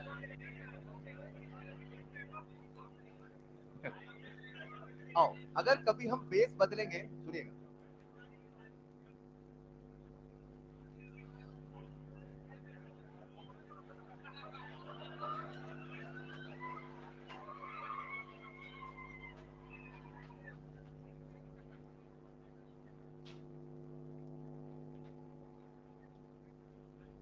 हाँ? आज कुछ नहीं बोलूंगा, इधर आइए। अगर कभी हम बोले ln, इसका मतलब log to the base e। और अगर log है इसका मतलब है log टू द बेस 10। सुनिएगा प्यारे बच्चों, इस पूरे चैप्टर में जब हम कैलकुलेशन करेंगे तो हमें log के कुछ बेसिक फॉर्मूले आने चाहिए और log की कुछ वैल्यू आनी चाहिए। कुछ फॉर्मूले आपको पहले से आते हैं, कुछ मैं सिखाऊंगा, ठीक? जैसे अगर कभी मैं आपके सामने लिख दूं log a by b, तो आप सब जानते हैं ये होता है log a minus log b। जो आपको आता है एक बार बता देना। अगर कभी आपके सामने लिखूं मैं log, जरा सुनिएगा, a की पावर m, तो कैसे कहोगे? m log। सुनिएगा, जब भी बोले log यानी टू द बेस 10, और जब भी बोले ln यानी टू द बेस e, इस पूरे चैप्टर में हमारी कैलकुलेशन हमेशा होगी to the base 10, to the base. चलेगा? अगर आपके सामने प्यारे बच्चों मैं यहाँ पे एक फॉर्मूला लिख रहा हूँ, जरा सुनिएगा, log a इंटू बी, क्या ये मल्टीप्लाई है? तो बताओ इसका फॉर्मूला क्या हो जाएगा? log a plus log b। ऐसा लग रहा है ये फॉर्मूले आपको पहले से आते थे प्यारे बच्चों। इन द सेम वे अगर मैं आपसे कहूं, जरा सुनिएगा ध्यान से, log 1 बाई ए, क्या लिखा log? तो क्या इसे हम लिख सकते हैं माइनस log ए? यानी अगर कभी इस नंबर को ऊपर ले जाओ तो प्लस का माइनस, माइनस का प्लस, चलेगा? इतना तो बच्चे को याद रहता है, बच्चे कंफ्यूजन यहाँ होता है जब भी कभी उसके सामने आता है log a प्लस बी, कहता है, और कभी आता है log a माइनस बी, तो फॉर्मूले लगाते बैठता है log a into log b, पता नहीं कहां से लगाता है। मल्टीप्लाई का फॉर्मूला है, डिवाइड का फॉर्मूला है, पावर का फॉर्मूला है, उल्टा करने का फॉर्मूला है, लेकिन ऐसा कोई फॉर्मूला नहीं है। चलेगा? नहीं चलेगा। log a plus b, log a into log b, ऐसा कुछ? हेलो, समझ पा रहे हैं क्या? नहीं समझ पा रहे हैं? मल्टीप्लीकेशन का फॉर्मूला है लेकिन एडिशन का फॉर्मूला। तो बच्चे कहते सॉल्व कैसे करेगा? a प्लस बी को जोड़ देना, एक नंबर आएगा, नंबर का लॉग निकाल लेना। आप देखो, इस पूरे चैप्टर में जो फॉर्मूला सबसे ज्यादा यूज होता है, मतलब मैं ऐसे कहूं पूरे चैप्टर में यही एक फॉर्मूला है जो पूरे चैप्टर को कंट्रोल करता है, वो है माइनस लॉग ए इंटू 10 की power minus B is equal to B minus log A. ये जो फॉर्मूला है इतनी बार यूज होगा, मैं तो कहता हूं पूरे चैप्टर में यही होगा। फिर सर बाकी क्यों बता रहे हैं? थोड़ा थोड़ा वो भी होगा। माइनस लॉग ए इंटू 10 की power minus B equal to B minus log A. अगर आप लॉग के सवाल करना चाहते हैं तो लॉग की कुछ बेसिक फॉर्मूले याद हो और लॉग की कुछ वैल्यूज याद हो। बेसिक फॉर्मूले जो आपके सामने लिखे हैं उसमें सबसे अहम फॉर्मूला लास्ट वाला, माइनस लॉग ए इंटू 10 की power minus B equal to B minus log ए।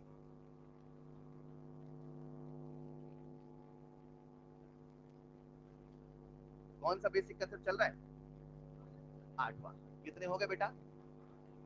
आठवां चल रहा है तो कितने हो गए? मत दिमाग लगाओ, फालतू में गलत आंसर दोगे। चलिए आओ देखते हैं आपको सारे फॉर्मूले याद हुए कि नहीं, फिर आगे बढ़ते हैं, सेट करते हैं। अभी क्या हम लोग कौन सा चैप्टर पढ़ रहे हैं?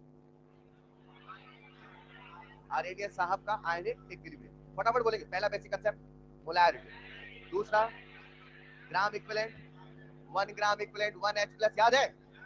Acid base, types of solution, आया ना? और फिर उसके बाद आ गया मोनो एसिडिक, वो सारी चीजें, राइट? कोई दिक्कत? इसके बाद हम बात कर रहे हैं लॉग की, और लॉग में क्या क्या बातें कर रहे हैं सुनिएगा। सबसे पहले लॉग के कुछ बेसिक फॉर्मूले सबको याद है। अब हमें कुछ लॉग की वैल्यू याद करनी होगी। पहले मैं बोर्ड पे लिखूंगा, फिर अपन सब याद करेंगे, ठीक है? चले आगे।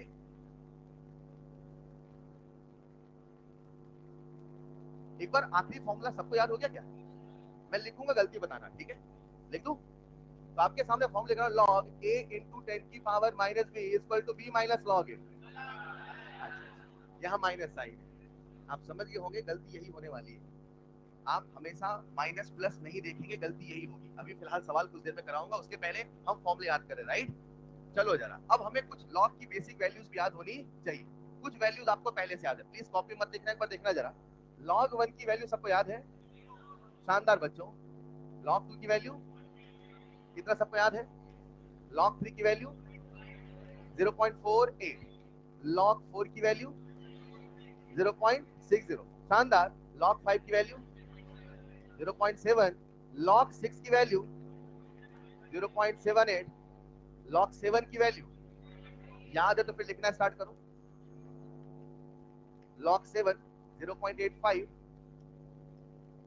लॉग 8 0.90, लॉग 9 0.95, 0.96 दोनों चलेगा, लॉग 10 1।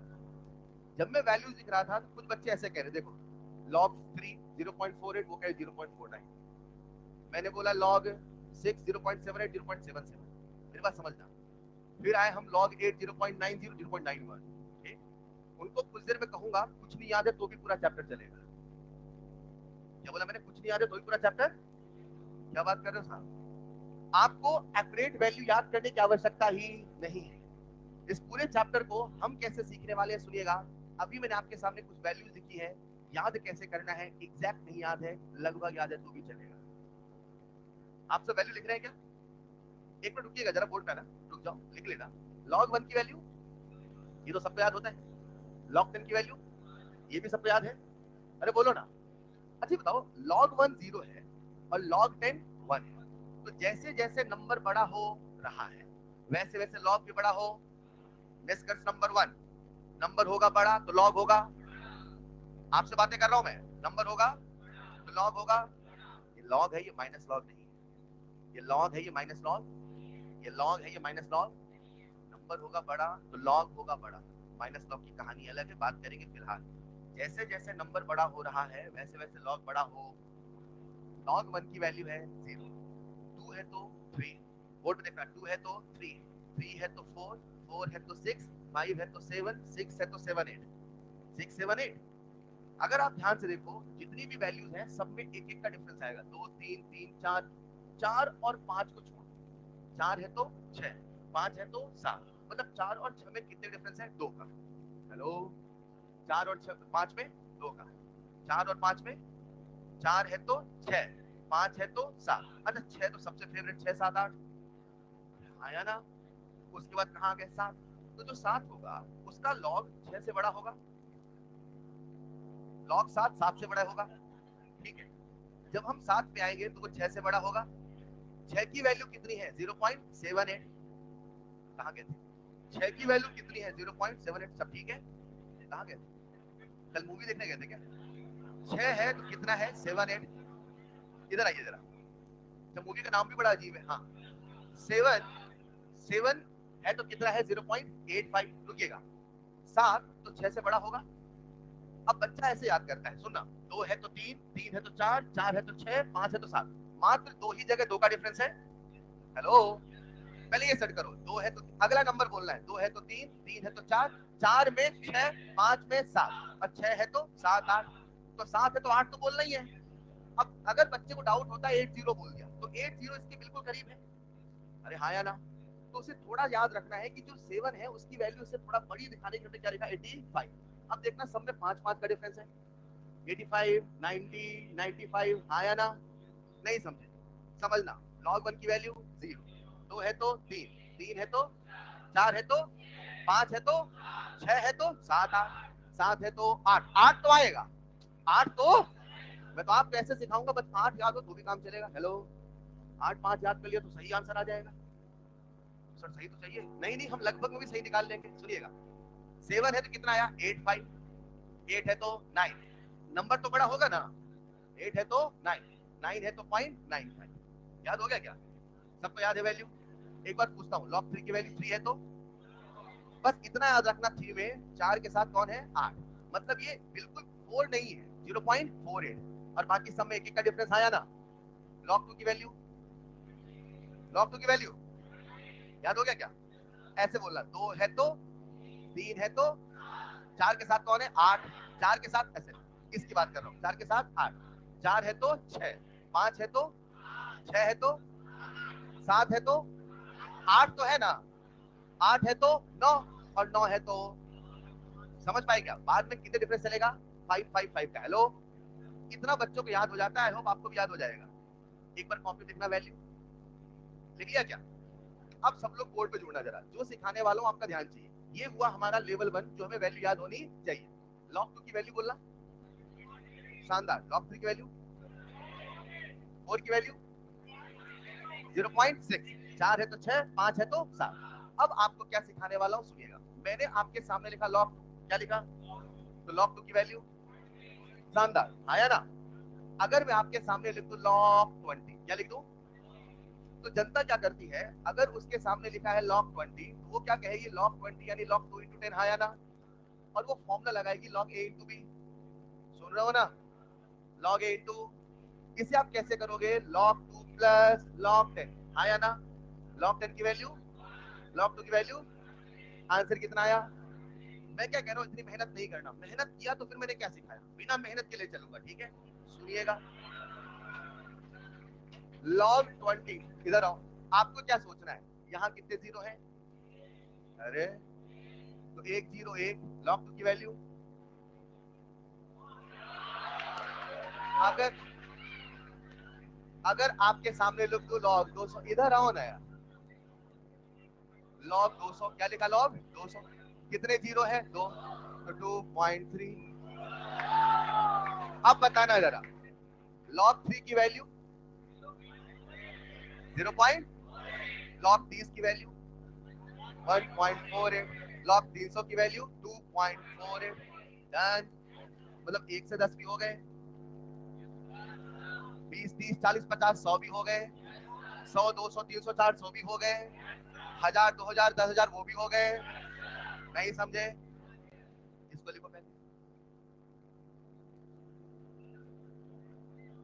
वो लिखते रहे, समय नहीं है बच्चे, दिसंबर खत्म हो गया, अब फटाफट लिखो, फटाफट सीखते रहो।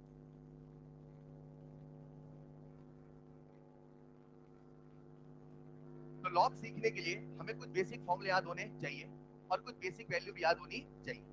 अब इन सब के अलावा एक नया पड़ाव आता है। नया पड़ाव ऐसे नंबर्स की कैलकुलेशन का आता है जो हमारी इस किसी भी सेट में नहीं है। मतलब ना तो 1 से 10 में है, ना तो 10 20 30 इसमें है, ना तो 100 200 इसमें है। समझ पा रहे हो ना। बस अभी कुछ देर में सवाल देने वाला हूँ, अभी तक बेसिक बातें चली, आपने सवाल करेंगे कुछ ही देर में। अब कई बार ऐसे नंबर आते हैं जो हमारे हमें जो पहले से याद है उसमें नहीं है, उनके लॉग हम कैसे निकालें। फॉर एग्जाम्पल, समझ लिया, इमेजिन करते प्यारे बच्चों, हम लोग कैलकुलेशन कर रहे हैं और कैलकुलेशन करते समय हमें निकालना है 1.8 का लॉग। सुनिएगा, किसका लॉग।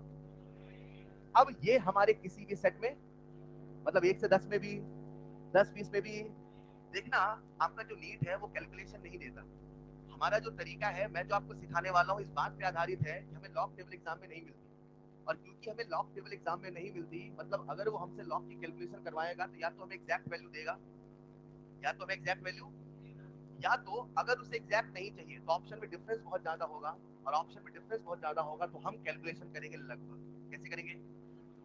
मैं ये पूरा कैलकुलेशन पार्ट से आपको लगभग सिखाना स्टार्ट करूंगा, और कैसे आप लगभग से सही आंसर निकालेंगे वो सिखा रहा हूँ। इमेजिन करते प्यारे बच्चों, हम सबके सामने 1.8 है और मुझे लॉग निकालना है 1.8 का। किसका? एक नॉर्मल बच्चा जो स्कूल से या ऐसा करता है, वो क्या करेगा? 1.8 है तो सीधे शांत अक्षरों में ऐसे करेगा, 1.8 को पहले लिख लेगा 18/10। अलग अलग कॉम्बिनेशन हो सकता है, मैं एक कॉम्बिनेशन बात कर रहा हूँ। 18/10 उसे डेसिमल से डर लगता है। अब उसने क्या किया? फिर अच्छा, फिर से कैंसिल कर देगा। उसके बाद लिखा मैंने log 18 माइनस log 10, आया ना? अब log जो 18 है वो बच्चा अभी देखा, वो जो log 18 है इसको मैं कहूंगा, सुनिएगा, log 6 इंटू 3 चलेगा, और फिर हम यहाँ लिख सकते हैं माइनस log 10, आया ना?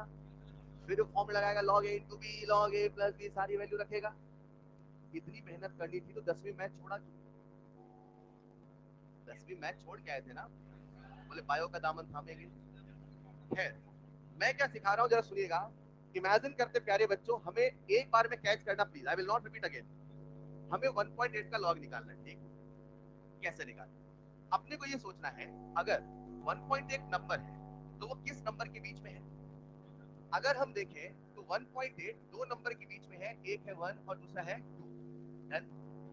हमेशा इनको आप हाइपोथेटिकली 10 यूनिट में डिवाइड कर लें। जब आपने इसे 10 यूनिट में डिवाइड किया, मतलब मान लो स्केल से मैंने 10 यूनिट डिवाइड किया, मान लो टोटल कितनी यूनिट माना मैंने? अब समझना, अपने को पता है पहले से log 1 की वैल्यू कितनी है, बोलो बच्चों, और log 2 की वैल्यू, क्या log 2 की वैल्यू 0.3 है? हम log 2 निकालने चले हैं कि log 1.8 की log 1.8, log 1 पॉइंट, आया ना? कैसे निकालेंगे? हमारा तरीका क्या होगा? मैं मना नहीं कर रहा हूँ वो जो तरीका क्या उससे आंसर नहीं आएगा, बिल्कुल आएगा, पर मैं कह रहा हूँ हमारे एग्जाम में इतनी कैलकुलेशन नहीं आती, और इतनी कैलकुलेशन का समय नहीं है। अगर हमने वो समय लगाया तो हमने कहीं का समय खा लिया है, समझ पा रहे हैं? तो हमें क्या करना है, मुझे ये सोचना है, अगर log 1 की वैल्यू है 0 और log 2 की वैल्यू है 0 पॉइंट, तो कुल कितने यूनिट में डिवाइड किया? 10, यानी 10 यूनिट में कितने का डिफरेंस है? 0.3 का। बोलो ना। मैं क्या कह रहा हूं सुनिएगा, 10 यूनिट में क्या बोला? कितने का डिफरेंस है? डिफरेंस तो निकाल लोगे। लेट्स इमेजिन यहां होता, लेट्स इमेजिन log 2 मान लो, पूछ रहा हूं ऐसे, log 2 की वैल्यू बोलो, बोलते रहना, कैलकुलेशन चल रही है। log 2 की वैल्यू 0 पॉइंट, और log 3 की वैल्यू, तो log 2 और 3 के बीच में कितने डिफरेंस? 0.18 डिफरेंस निकालना आएगा।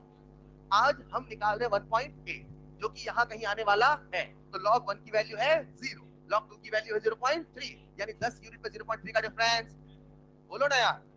यानी मैं कह सकता हूँ एक यूनिट में कितने का डिफरेंस? 0.03। डन। पूरी क्लास सुन रही है?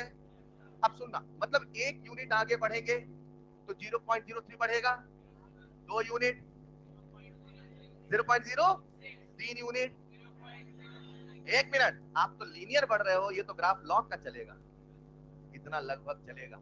अगर हम इतनी एग्जैक्ट कैलकुलेशन करने लगे तो फिर हम कैलकुलेशन के लिए लॉग टेबल इस्तेमाल करेंगे, और लॉग टेबल हमारे एग्जाम में नहीं दी जाती है, इसीलिए हम हमेशा इसे दो नंबर को 10 यूनिट में डिवाइड करके लीनियर वेरिएशन मानेंगे। बच्चा मुझसे कह सकता है सर तो संभव ही नहीं है, 10 यूनिट में 0.3 का फर्क है तो एक यूनिट में 0.03 का फर्क तब होगा जब वो लीनियर वेरिएशन होगा, और ये लीनियर नहीं है, लॉग है। हाँ, मैं मना नहीं करता हूं, मगर इतना छोटा अंतर होगा कि फर्क पड़ने वाला नहीं है, तो इसी का हम फायदा उठाने वाले। तो एक यूनिट में कितने का फर्क है? 0.03। इधर से चलोगे तो 0.03 बढ़ेगा, उधर से चलोगे 0.03। डन। मुझे क्या निकालना? कितनी यूनिट कम है? इधर से कितनी यूनिट? मतलब log 2 की वैल्यू 0 पॉइंट, तो क्या मैं 2 यूनिट कम कर दूं? तो 2 यूनिट की जो वैल्यू है उसको कम कर दूं। बोलो बच्चों, log 2 की वैल्यू कितनी है? 0.3, तो क्या मैं 0.3 में 2 यूनिट को माइनस कर दूं? तो 0.3 माइनस 0.06, बोलो ना। सॉल्व करोगे तो कितना आएगा? 0.2। सहमत हो? मैंने कैसे क्या समझ गए? नहीं समझे कुछ बच्चे, सुनेगा एक बार फिर समझेंगे, रुकिएगा। log 2 की वैल्यू पूरी क्लास, log 2 की वैल्यू मैं क्लास के बाहर नहीं बताऊंगा, जो नहीं सुन रहे उनको कह रहा हूं खास करके। log 2 की वैल्यू तो इधर घटेगा कि बढ़ेगा, साफ साफ दिख रहा है, इधर से बढ़ रहा है इधर से, तो एक यूनिट में कितने का वेरिएशन, तो 2 यूनिट में 0.06 का, तो क्या मैंने 0.06 वेरी कर दिया, क्या 0.24 आ गया। मतलब मेरे हिसाब से अगर कोई log 1.8 निकालेगा तो लगभग कितना आएगा, 0.24 आया ना। एक बच्चे ने कुछ नहीं किया, उसने अंदाजा लिखा सर 0.3 है, यहाँ लेते 0.28, इतना तो लगभग ले लेगा। अब बच्चा अंधा ही होगा जो 0.3 को 0.3 लिखेगा यहाँ पे भी, इतना तो कोई नहीं है ना। log 1.8 की वैल्यू तो log 2 से छोटी होगी, log 2 की वैल्यू 0. तो log 1.8 0.3 छोटा होगा, तो 0.3 से छोटा कोई बच्चा क्या बोलेगा, सोचो अंदाजन अंदाजन 0.25, 0.26, 0.27, चाहे 0.25 करो, चाहे 0.26 करो, चाहे 0.27 करो, डेसिमल के बाद पहला डिजिट तो सेम है। और हम डेसिमल के बाद पहला डिजिट निकाल के खुश हो जाते हैं। नहीं समझे, मतलब एक बच्चा अगर 0.25, 0.26 या 0.27 से आंसर निकाले, डेसिमल के बाद वाला पहला डिजिट बदलने वाला, और तीनों से आंसर लगभग सेम आएगा, हाँ या ना। तो अगर लगभग करें या तो ऐसा करें, और ये भी करने का मन ना करे तो अंदाजन ले लें, अरे यस और नो। इसलिए मैं कहता हूं हम इस पूरे चैप्टर में कैलकुलेशन करने वाले लगभग कैसी, और जिसने लगभग करना सीख लिया उसने आगे के लगभग सीख लिया। तो अब मैं आपको सिखाऊंगा लगभग करते कैसे, चलेगा नहीं चलेगा। फिलहाल अब हम लोग याद करेंगे क्योंकि इस चैप्टर में 1.8 सबसे ज्यादा यूज होने वाला है, तो जब भी 1.8 आएगा, कितना आएगा, तो हम लोग याद करेंगे log 1.8 की वैल्यू है 0.26, 0.26 एग्जैक्ट वैल्यू बता रहा हूं क्योंकि बार बार काम आने वाला है। आपको 2/4 से कैलकुलेशन करना है, कर लेना, कोई फर्क नहीं पड़ेगा। एक वैल्यू आपको और याद करनी है और वो होगा log 11। log 11 अंदाजा लगाओ, एक बार सब लोग मिलके करते हैं। log 1 पॉइंट सब याद हो गया, बोलो ना बच्चों। log 11 अंदाजा लगाते हैं, आ जाओ नेक्स्ट स्लाइड में आ रहा हूं। log 10 की वैल्यू बोलो, बोलो log 100, आज आप मंडे जैसे पढ़ रहे हो यार। log 100 पक्का, log 10 एक है, और log 100 10 से 100 हो गया, नंबर एक बदला। तो इतना तो सबको समझ में आएगा, अगर 11 है तो कितना बदला, रत्ती भर। अंदाजा लगाओ रत्ती भर, आज आपको तुक्का लगाने का 1 पॉइंट। एक बच्चा अंदाजा लगा रहा है, चलो छोड़ो यार, मतलब ऐसा भी अंदाजा मत लगाओ बेटा। अच्छा ये कहना चाह रहा है कि सर देखो अंदाजा हम इतना घटिया भी लगा सकते हैं। 1 पॉइंट क्या लोगे, 0.1। एक मिनट, क्या कोई बच्चा सिर्फ 1.1 बोले, बस ये क्लियर है ना। कोई बच्चा ऐसा तो नहीं जो 1.1 बोले, कोई बच्चा बोलेगा 1.0 पहले बोलेगा नहीं बोलेगा, नहीं बोलेगा। 0 के बाद क्या बोलेगा, 1 बोलेगा, 2 बोलेगा, 3 बोल लो, ये सही है तो आपका आंसर सही आएगा। क्या बात कर रहे हो सर, समझ पा रहे क्या। लेकिन क्योंकि ये नंबर बार बार कैलकुलेशन में काम आएगा तो आपको एग्जैक्ट वैल्यू याद करा देता हूं, और इसकी वैल्यू कितनी है याद रखिएगा, log 11 1.04। नहीं समझे सर, यही दोनों क्यों बताया, जब चैप्टर चलेगा समझ जाओगे। ये दोनों नंबर एसिटिक एसिड बार बार काम आएगा, ये दो नंबर याद रखिए, ठीक है। रुकते हैं, कितने बेसिक मेथड हो गए, कितने, चलेगा।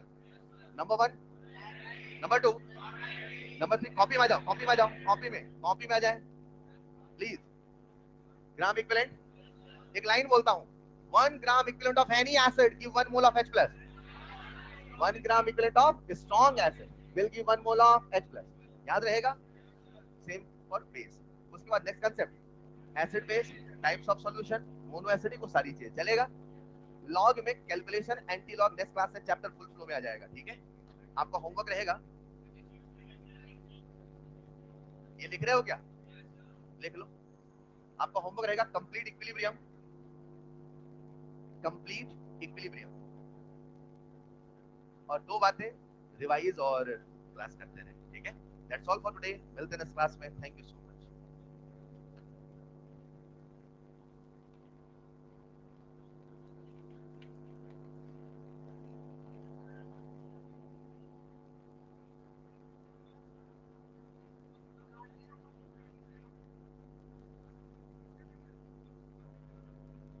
The ionic chemical.